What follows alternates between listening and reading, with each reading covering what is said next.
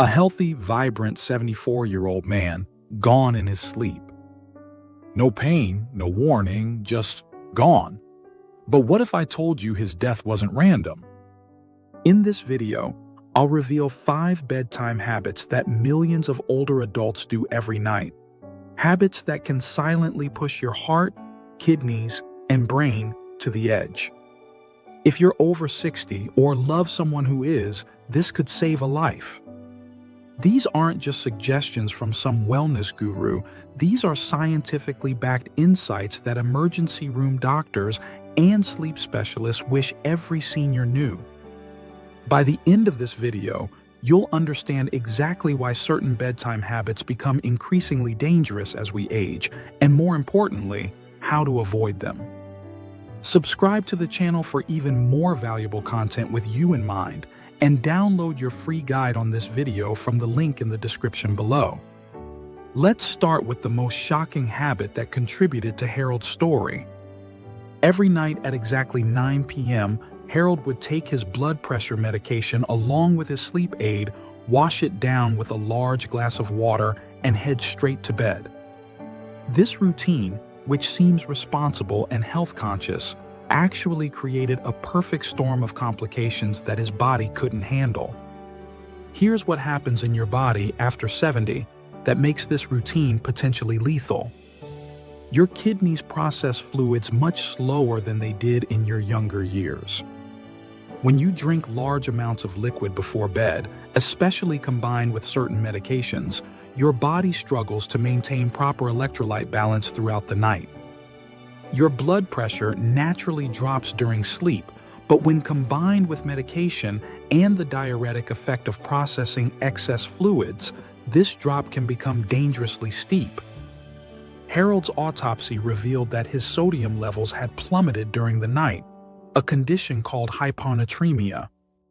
His heart, already working harder due to age-related changes, couldn't cope with the sudden electrolyte imbalance. The tragic irony? He thought he was being healthy by staying hydrated and taking his medication on schedule. The first deadly habit you must avoid after 70 is consuming large amounts of liquid within 2 hours of bedtime, especially when combined with blood pressure medications or diuretics. Instead, finish your last significant fluid intake at least 3 hours before sleep. If you must take evening medications, use just a small sip of water, no more than what fits in a shot glass. But Harold's story gets more complex. His wife mentioned that he always kept his bedroom at exactly 65 degrees because he read somewhere that cool temperatures promote better sleep. This leads us to the second potentially fatal bedtime habit that becomes incredibly dangerous after 70. Your body's ability to regulate temperature diminishes significantly as you age. What once felt comfortably cool can actually stress your cardiovascular system throughout the night. When your bedroom is too cold, your heart works overtime to maintain core body temperature. For seniors with underlying heart conditions, even minor ones they might not know about, this extra workload can trigger cardiac events during the vulnerable early morning hours. Research from the Sleep Medicine Institute shows that seniors who sleep in rooms colder than 68 degrees Fahrenheit or 20 degrees Celsius have a 23% higher risk of cardiac incidents during sleep. Your ideal bedroom temperature after 70 should be between 68 and 72 degrees Fahrenheit or 20 and 22 degrees Celsius, warm enough to avoid stressing your cardiovascular system but cool enough to promote natural sleep cycles. The third habit that Harold practiced, and millions of seniors do unknowingly, involves the timing of evening medications.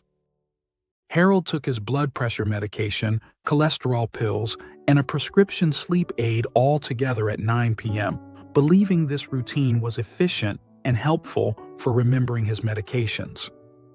Here's the dangerous reality about medication timing after 70. Your metabolism slows dramatically, meaning medications stay in your system much longer than when you were younger.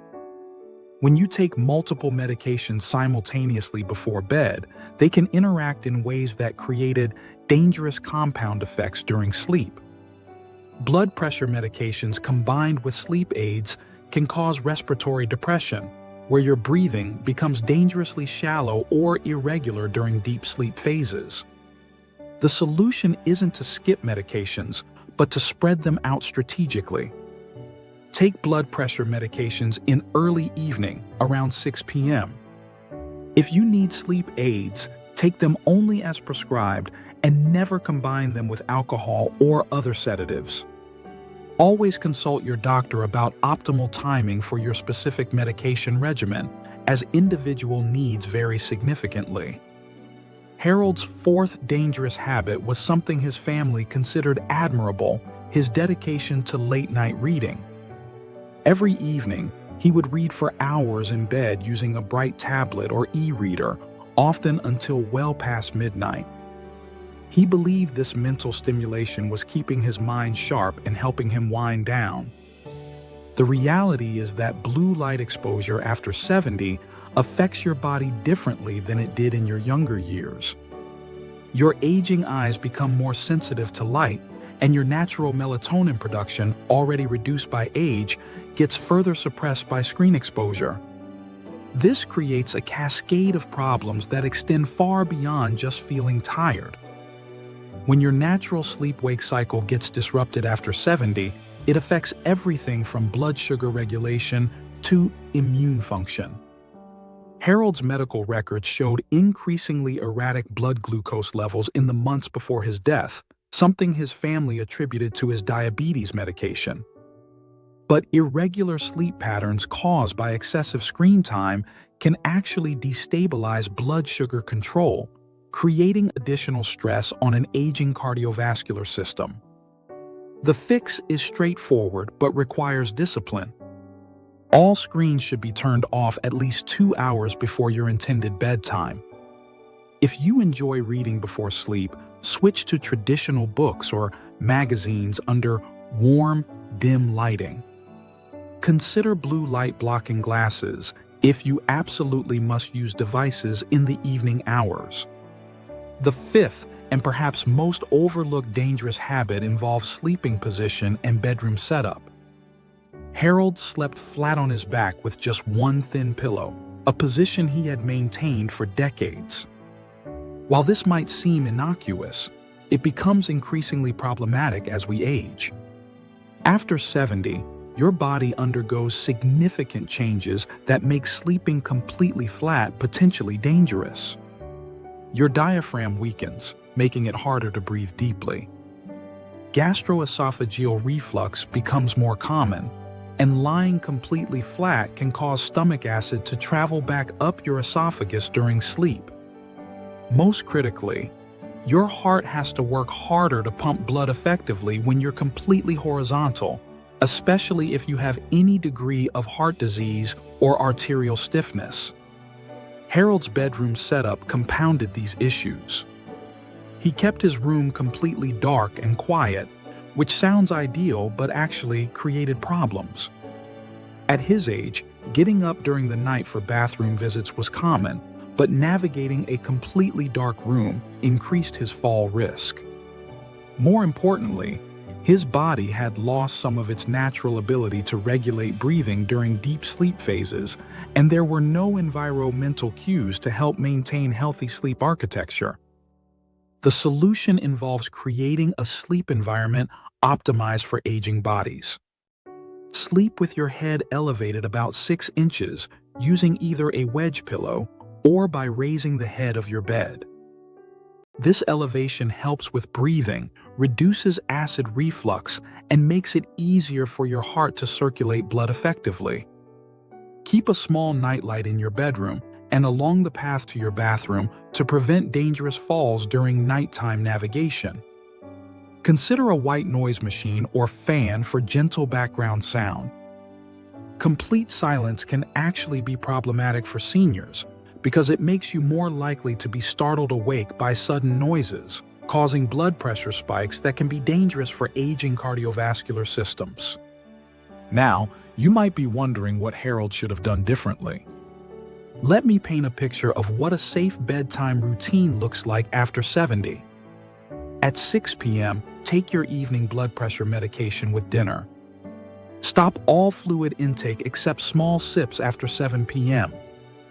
Turn off all screens by 8 p.m. and engage in relaxing activities like gentle stretching, listening to calm music, or reading a physical book under warm lighting. Set your bedroom temperature between 68 and 72 degrees Fahrenheit or 20 and 22 degrees Celsius. Use appropriate elevation for sleeping, whether through a wedge pillow or adjustable bed. Keep a small nightlight for safety and maintain some gentle background noise. If you need sleep aids, take only as prescribed and never combine with alcohol or other sedatives. Most importantly, have regular conversations with your doctor about how your medications interact and whether your dosing schedule is optimized for your age and health status. Many seniors take medications prescribed years ago without considering how their changing physiology affects absorption and effectiveness. Harold's story doesn't have to be repeated. His death wasn't simply the result of old age or bad luck. It was the culmination of seemingly innocent habits that became dangerous as his body aged. The tragedy is that simple modifications to his routine could have potentially prevented this outcome. If you're over 70, I urge you to evaluate your bedtime habits honestly. If you have parents or grandparents in this age group, have gentle but important conversations about their nightly routines. Share this information with them because knowledge truly can be life-saving. Remember, aging doesn't mean accepting unnecessary risks. It means adapting our habits to work with our changing bodies rather than against them. Harold's legacy can be ensuring that others don't repeat his dangerous bedtime routine. Make these changes tonight. Your future self and your loved ones will thank you for taking action now while you still can.